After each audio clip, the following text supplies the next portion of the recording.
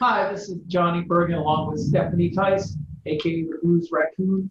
Welcome to our new video podcast, No Border Blues, which takes a look at notable international blues artists and hidden blues scenes from around the world. Thank you, Johnny, for that introduction. Johnny is known as the worldwide West Side Guitar Man, and he has performed around the world with many musicians, including Europe, Japan, and South America. Stephanie recently produced No Border Blues Japan on Delmark Records, which is the first American compilation of the Japanese underground blues scene. And she got interested in international blues artists as a DJ at KKCR in Kauai, and had a kind of a spotlight on those artists on her show with Basking in the Blues. Yes. Today, our show is sponsored by the Chicago Blues Network, which is an educational platform that honors the living history of the Chicago blues. Today, we have with us the world famous international artist, Aki Kumar. So welcome, Aki. Thank you. Great to be here. I have to say, you've come such a long way since we met about 6 years ago, and I was amazed then, and I'm amazed now. You've really transformed yourself.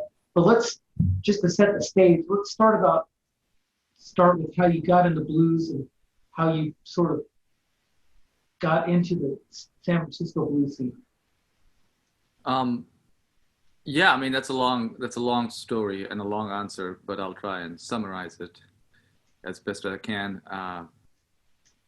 I started listening to blues only as a result of listening to rock and roll and early rock and roll, specifically 50s music. And why that is, I've never been able to explain to anybody. I don't know why I was drawn to that. I think it just is the greatest music on the planet.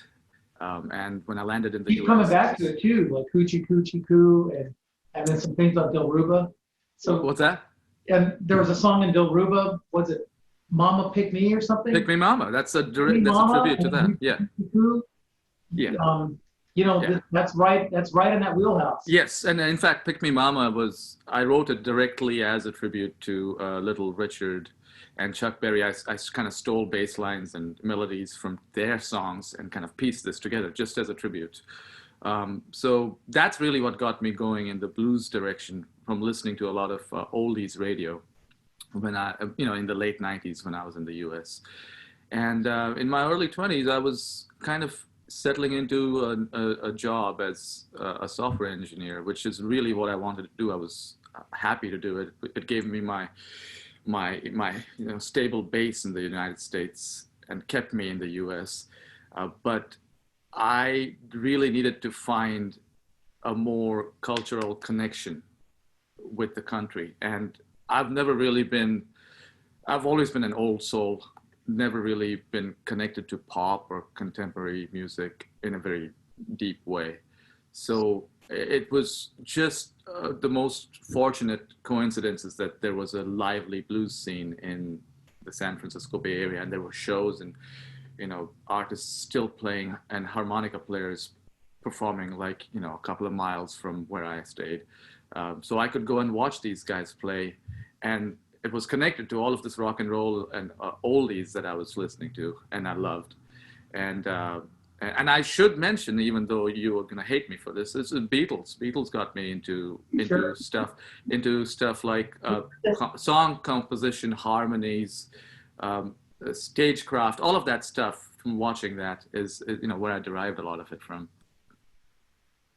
Great, but you're a little modest because you went from selling merch at Mark Hummel's harmonica shows to playing. But Mark Hummel's harmonica blowouts had some of the very best harp players, that there are, like Charlie Musselwhite, James Cotton, Lee Lester, Billy Boy Arnold. You name it. You went from selling merch there to being a featured artist, and not just being a featured artist, but putting some pressure on some of these old pros. So, I mean, it's just a huge accomplishment. You really showed them.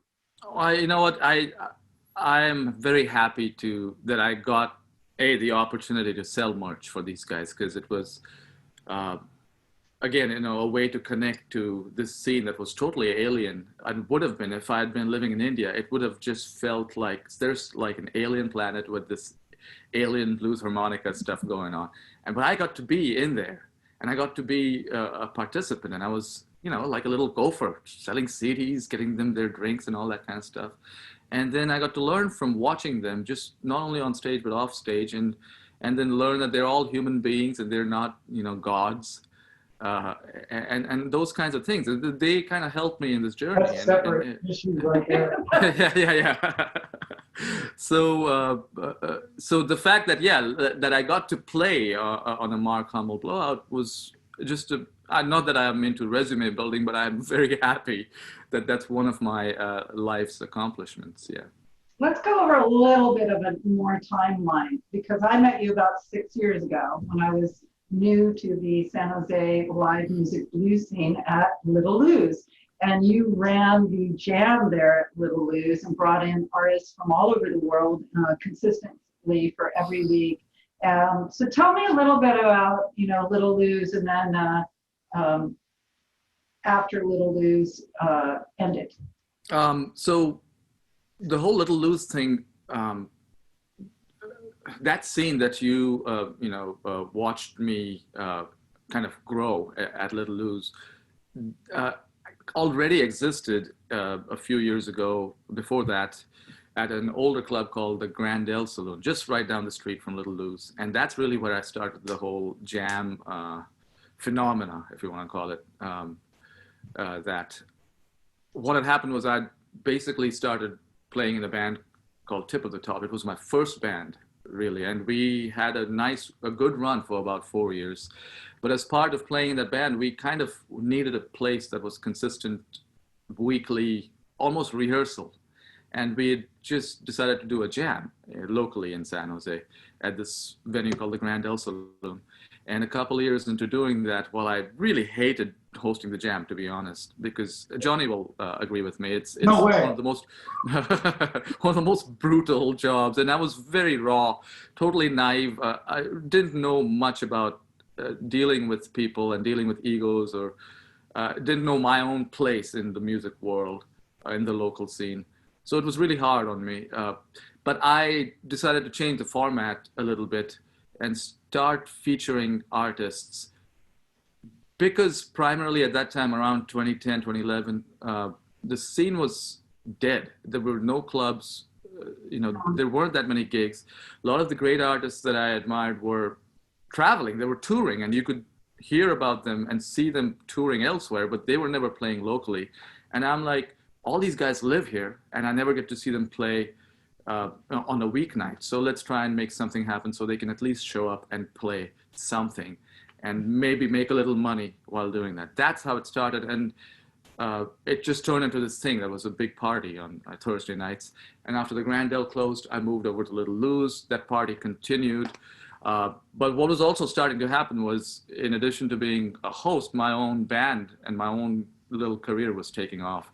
And I was getting a lot of gig opportunities during weekdays as well. And so that often meant I had to take the Thursday night off and go play with my own band. And the problem with a well-run show is, if you're the guy doing and executing everything, you can't just get up and leave.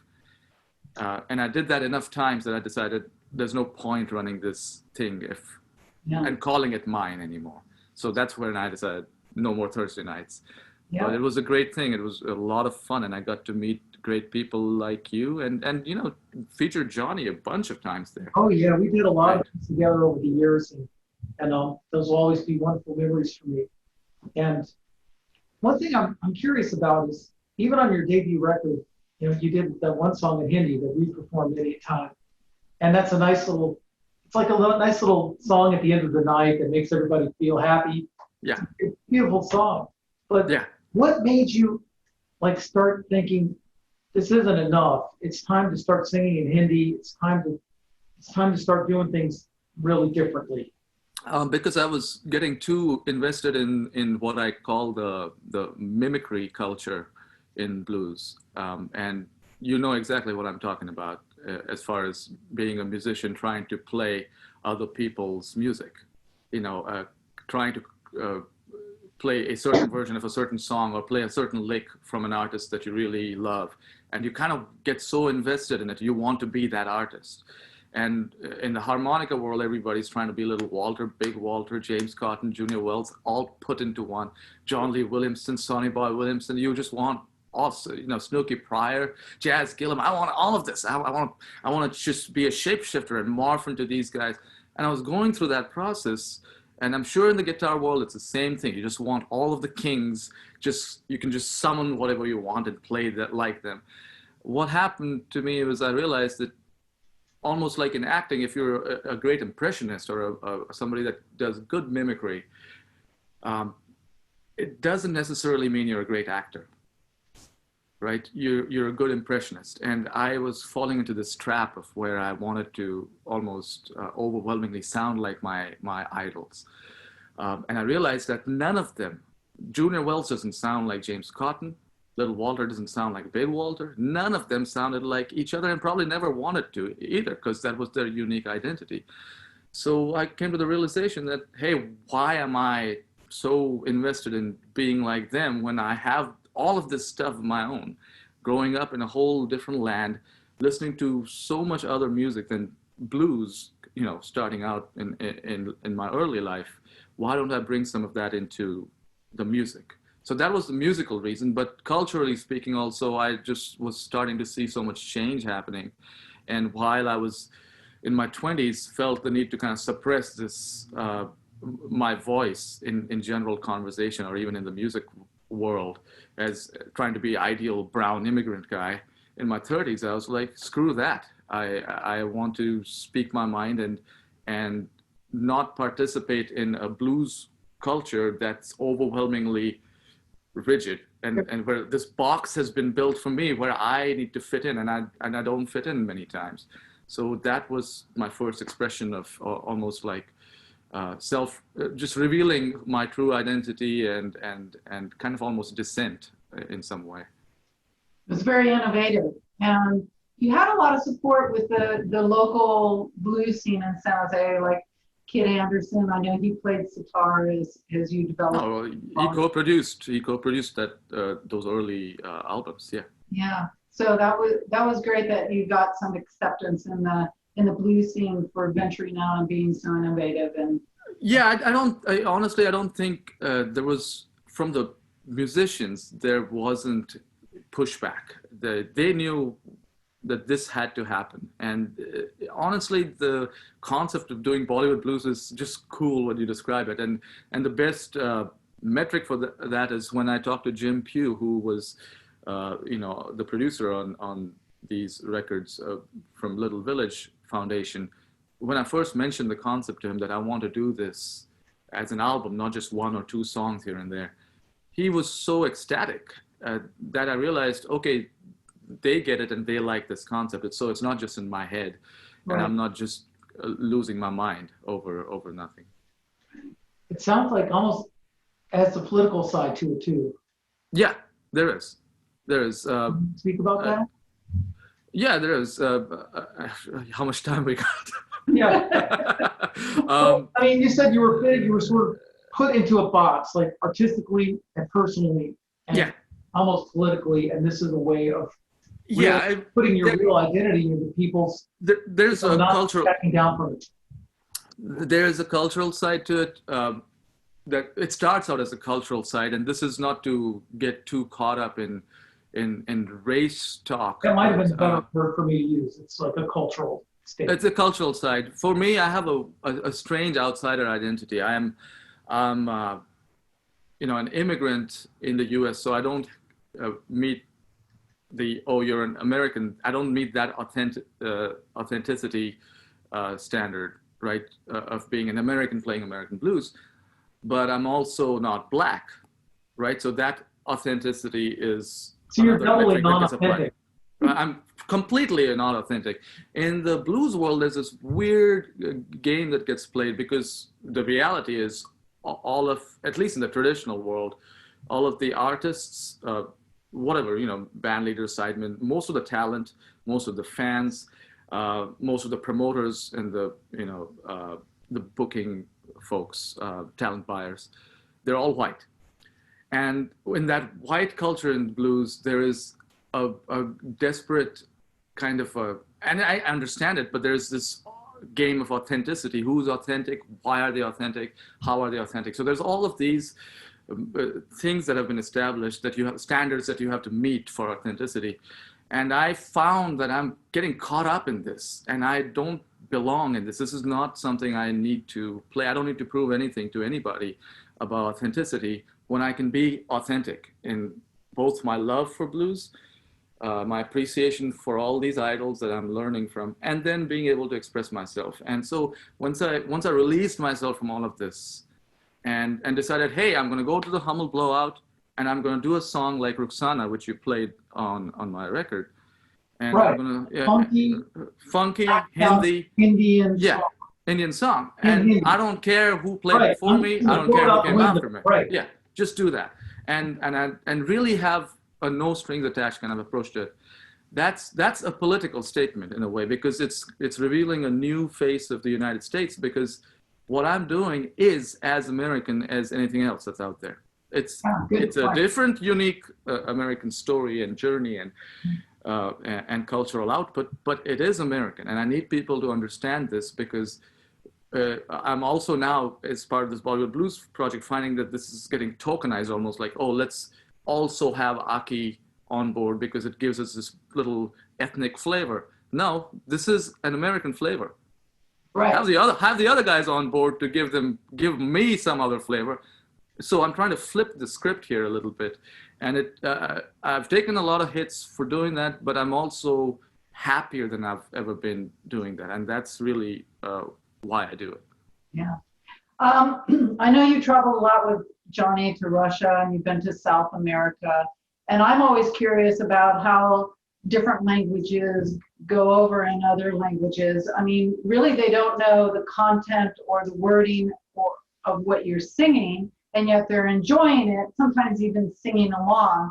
And I always talk about tonality. So I just wondered how you felt about going to other countries like South America and Russia and doing some of the Bollywood songs or the Hindi songs in your native language. So it's kind of funny because there's, again, a couple of factors here at play. Now the third one comes to mind. I'll be quick about this, but so first, when you perform there, even in English in some of these countries. Now I'm not talking about Scandinavian countries, because they'll speak English fluently there and they understand what you're saying. But you take South America or you take Russia, many people may not even understand what you're saying in English to begin with. Right. Right. So there's already a little bit of a detachment. Now that said, specifically with regard to English, and I can say this because I grew up somewhere else listening to English music, pop or whatever else. There were many instances where I didn't know what was being said, or if I could understand the words, I didn't understand the meaning because it was slang. Or if I did understand the meaning, I didn't understand the context in which it was being used. So there's many levels of detachment, and people kind of learn that even if they don't understand the full, message, they learn to enjoy the song anyway. So with English music, I think there's already a culture of enjoying the song no matter what. And when I realized, hey, many people don't know what I'm saying in English, then it became very easy to sing in Hindi, because then I was like, well, they don't know what the hell I'm saying anyway, right? So that kind of helped me a little bit. But I also am very, it's strange because I often go to, like for Brazil, when I've gone down there, they'll bill me as India, USA, as the international talent from, which is correct. But I don't know what the audience is perceiving me as. Are they looking at me as an American? Probably not. But are they also looking at me as an Indian guy? Probably not, because I'm sit there, singing Sweet Home Chicago along with Johnny. So what's going on in their heads? It's a surreal experience sometimes. Yeah. But it connects us to a group of people that we never met before. Yeah. And again, it's one of those experiences that kind of opens your mind to a lot of cultural aspects that you didn't regard or didn't consider before. Excellent. You do a great job of connecting to the audience wherever you are. It's something. Then that's a gift. You can't really learn that. You got to feel that and take the opportunity to learn how to do it. What were you saying?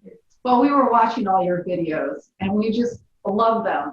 They were brilliant, and they were hilarious. And like you said, you were singing in Hindi, but because the storyline was there, and the acting was there, we totally got what it was about most of the time. I think. Yeah, they're visually dazzling. They're They tell a visually story, dazzling, and you're always playing a part where you never quite get what you want. Never quite. That's the story of life. It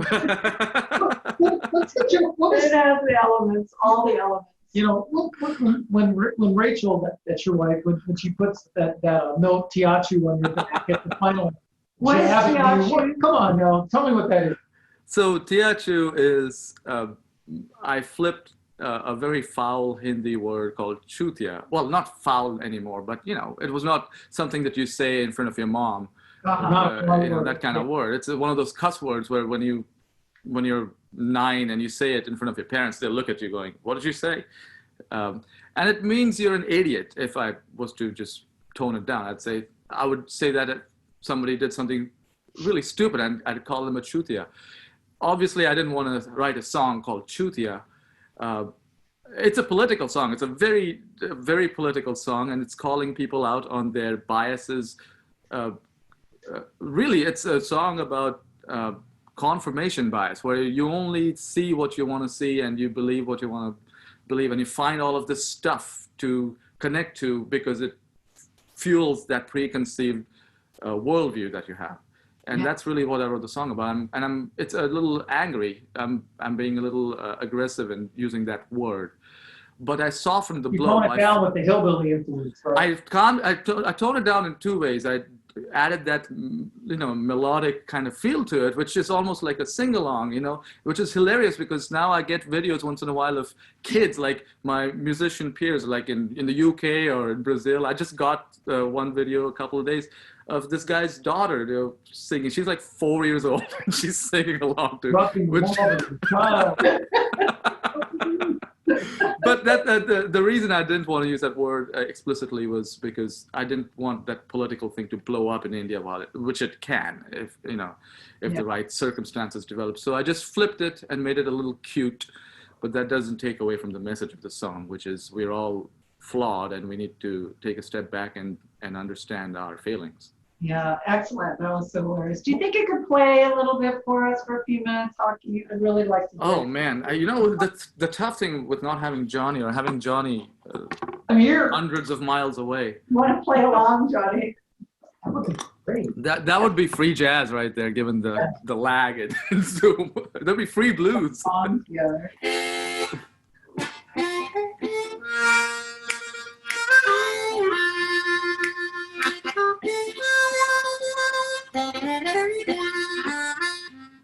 रिवाजों में तू अटका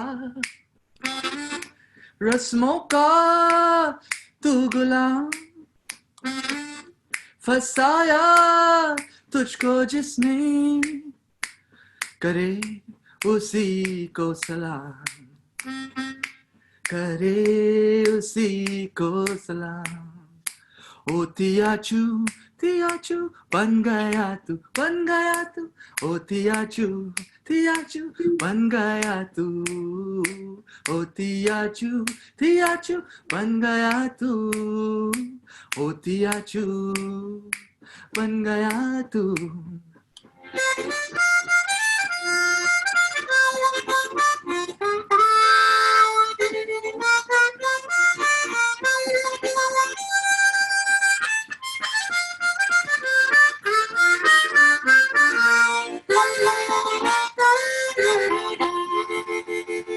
Now, if you're still wondering what a tiachu might be, just say it over and over and over. I promise you'll see. If there's no one in your life that is a tiachu, I hate to break it to you, my friend, but it just might be you. Perfect material for word use. Yeah. This is all. It's about authenticity and legitimacy and and that sort of thing. And I'm trying to throw it out the window in my own way too. We're both trying to do that with this podcast, with No Work with Japan.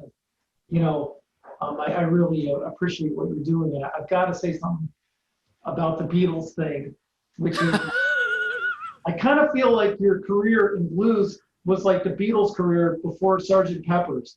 And then now now going Bollywood, it's like you have this dazzling new palette of new grooves, new tempos, new instruments, new colors, new language, new cultural references, and like anything goes. Yeah. So well, I do have to go on a drug binge at some point, and what's that? right, I have to go on a massive drug binge and drop some acid and do a real Sgt. Pepper's. But the good news with that is, and this is something I am looking forward to at some point, is after this Sgt. Pepper's, it's a great reference. I do want to do a white album, which is stripped down and totally, goes in the other direction. Go back to doing a blues thing, a blues record like Don't Hold Back, and but with my songs, more of my original songs. Because so you kind of discovered your identity. You've gone on a journey and you've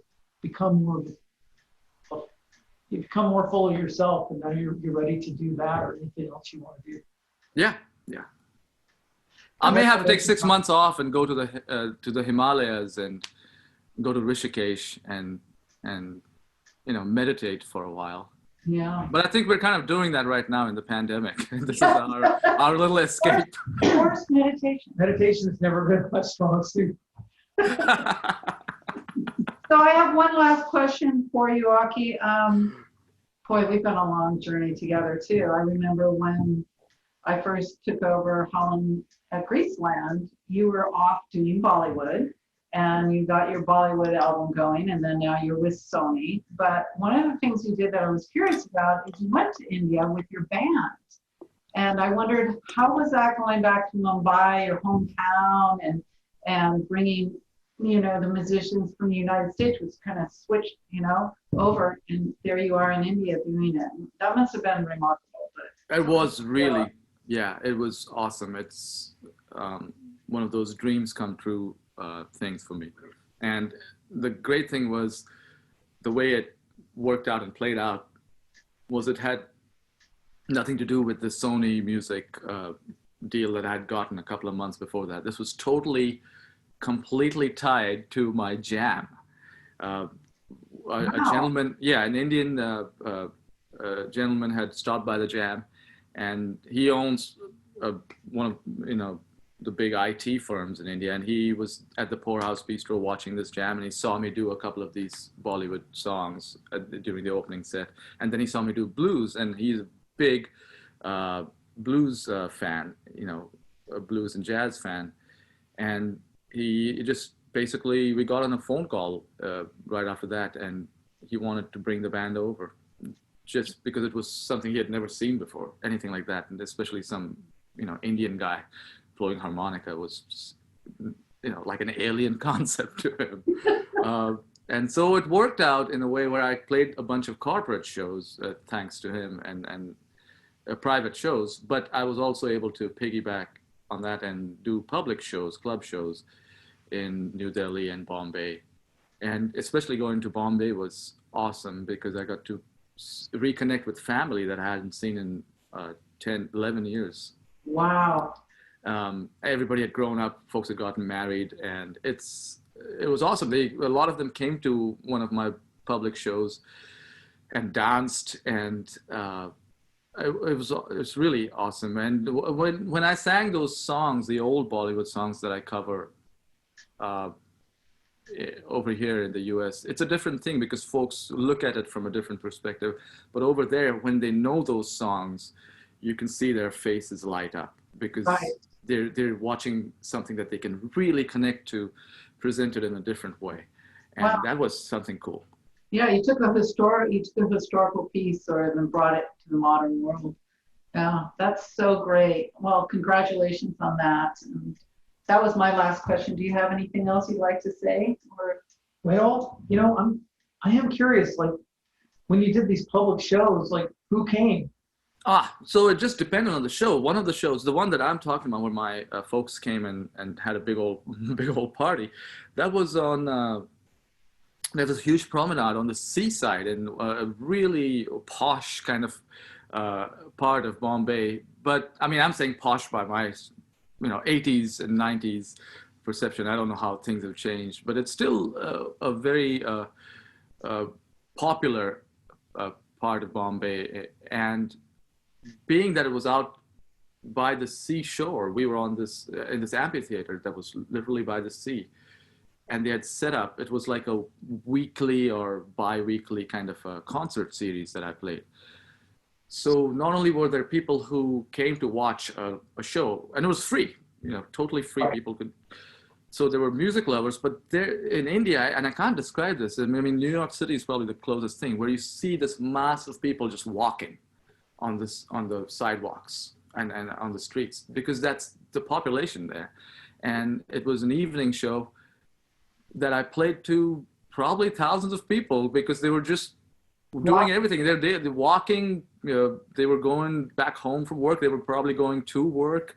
They were probably just out jogging, enjoying the evening sun. And what was great was to watch people stop in their tracks, because here they were watching a band playing. Right? Yeah, it was bizarre to many of them, because I'm singing these songs. They know this song, but they're watching this white band. How is this possible? Who are these people? Right? And yeah, you must have loved that. I loved it. I thought it was, I mean, I know for a fact they'd never seen anything like that. I don't care whether they liked it or hated it. I don't think they hated it. It was more of a curiosity factor. But yeah. What's that? I don't think they hated it. I don't think they hated it, because they stuck around. That was great. Right. And then I got them all to sing eventually and Oh, all man. that. But even there, it was interesting, because I have transformed, and even though I haven't quite lost my mannerisms, and I can speak Hindi just as fluently as anybody there, and they wouldn't be able to tell that I'm now, living in the US and have been for over 20 years, just from my Hindi mannerisms. When they saw me in that context, they couldn't quite figure out what the hell I was. That's perfect. That was great. Right? Because what freaks people out at the end of a show like that is when I actually start talking to them in Hindi, which shouldn't, because I sang in Hindi, right? Yeah. But they still view me in the context of somebody that's American or Western, Yeah. who has learned these words somehow. How did you know that? How should you know that? I often see people go up to the band members and they'll ask them how they learned these songs, and I'm like, hey, you can come talk to me. I'm the guy who's singing them. But there's just this weird detachment sometimes where they don't know. Yeah. Well, congratulations on all the work you've done and all the music you've produced and the videos. And we've just been really enjoying watching your journey. And we'll look forward to that white album coming out eventually. I'll call it the Brown Album. The brown album. Your white brown album. And where can people find out more about you? Yeah. They can go to my website, akikumar.com, or they can just get a hold of my mom and she'll talk to them all about me. Don't tell them all about you. And she'll be nice people too. Okay. I'm in the same boat. Okay. All right. Thank you so much. Thank you, guys. It was great talking to you again. Thank you. Thanks for great. And thanks to Chicago Blues Network for sponsoring this show. And we'll see you guys next time. We're going to have Jesus on a tortilla. You've also worked with them, Milan, and so have I. So Our Italian great blues purist band from Milan. Yes.